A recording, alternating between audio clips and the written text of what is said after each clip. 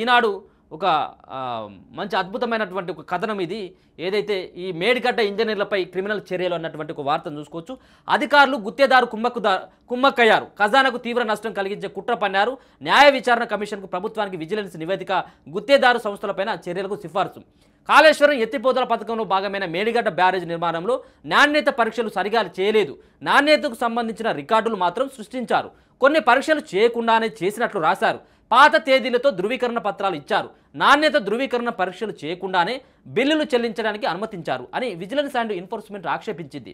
ఇందుకు బాధ్యులైన ఇంజనీర్ల వివరాలు పేర్కొంటూ వారిపైన గుత్తేదారుపైన కూడా క్రిమినల్ ప్రాసిక్యూషన్ చేపట్టాలని సిఫార్సు చేయడం జరిగింది. ఇక విజిలెన్స్ గుర్తించిన ప్రధాన లోపాలు: మేడిగడ్డ బ్యారేజ్ నిర్మాణ సమయంలో క్షేత్రస్థాయి ఇంజనీర్లు, క్వాలిటీ కంట్రోల్ ఇంజనీర్లు నిబంధనలపై ఏమాత్రం దృష్టి కేంద్రీకరించలేదు.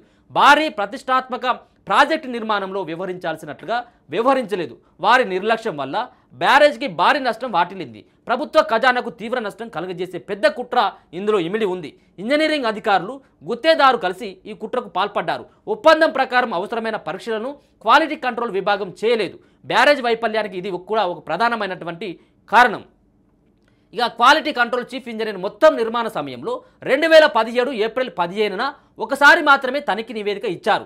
క్వాలిటీ కంట్రోల్ ఎస్సీ 2017 సెప్టెంబర్ 18న ఒక తనిఖీ నివేదిక ఇచ్చారు. ఒప్పందం కోడ్ ప్రకారం M25A20 గ్రేడ్ కాంక్రీట్ పరీక్షలు 8126 చేయాల్సి ఉండగా 2639 మాత్రమే చేశారు. M25A40 గ్రేడ్ కాంక్రీటు పరీక్షలు 5763కు గాను 1748 మాత్రమే చేసిళ్ళు. ఈ సంబంధించినటువంటి దీంట్లో విజిలెన్స్ వాళ్ళు ఏదైతే ఈ సంబంధించినటువంటి కాళేశ్వరం ఎత్తిపోతల సంబంధించినటువంటి మేడిగడ్డ కుంగిందన్నటువంటి దానిపైన ఒక విజిలెన్స్ ఏర్పాటు చేయడం జరిగింది కదా ప్రభుత్వం. దీంట్లో ఒక విజిలెన్స్ ఒక నివేదికను న్యాయ విచారణ కమిషన్కు ప్రభుత్వానికి కూడా ఈ విజిలెన్స్ నివేదిక ఇవ్వడం జరిగింది. దీంట్లో బయర్లుగా అమ్మేటువంటి వాస్తవాలని విజిలెన్స్ అధికారులు గుర్తించడం జరిగింది. ఏమని గుర్తించడం జరిగిందా అంటే దీంట్లో అసలు నాణ్యతకు సంబంధించినటువంటి రికార్డులను సృష్టించు. వాళ్ళు ఎక్కడ కూడా ఆడికి పోయి ఏదైతే ఆ ఫీల్డ్ మీదకి వాళ్ళు పోయి అసలు ఏం జరుగుతుందనేది కూడా వాళ్ళు మెన్షన్ చేసుకోలేదు.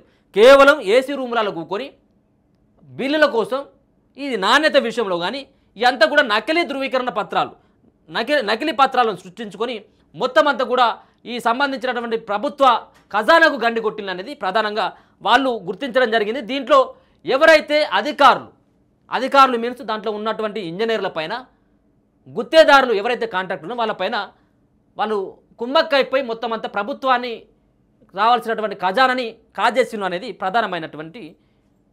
ప్రధానంగా వాళ్ళు గుర్తించినటువంటి అంశాలు.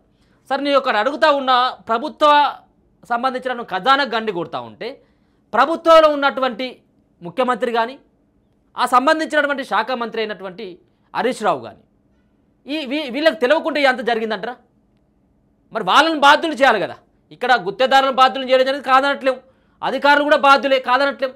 మరి దీంట్లో ప్రభుత్వంలో ఉండి ఈ అన్న వ్యవహారం నడిపినటువంటి వీళ్ళపైన చర్యలేవి, వాళ్ళపైన ఒక్క కాడ కూడా పేరు రాలేదే. కావాల్సింది వాళ్ళు కదా. ఈ